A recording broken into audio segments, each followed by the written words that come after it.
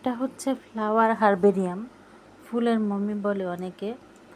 ঠিক আছে, একটা কাচের জাল লাগবে, তারপরে কিছু ফিটকারি লাগবে, আর জীবন্ত ফুল লাগবে, আসল ফুল।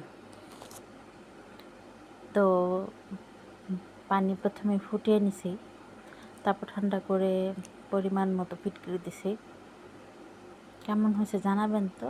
একটু ডিজাইন করছি পরে, বুঝছে,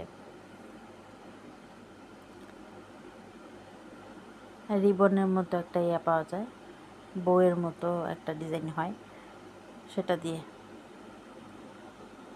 কেমন লাগলো, কেমন হয়েছে জানাবেন। এটা কাচের জার ছাড়া মামি হবে না, মানে ফ্লাওয়ার হারবেরিয়াম। এটা ফুলের মমি বলে অনেকে, ফুলের মমি না, এটার নাম ফ্লাওয়ার হারবেরিয়াম। আরও কিছু ফুল আছে, ওগুলো কালকে বানাবো, কালকেও ভিডিও করব, আপনাদের সাথে শেয়ার করব। কেমন হয়েছে একটু জানাবেন কষ্ট করে প্লিজ।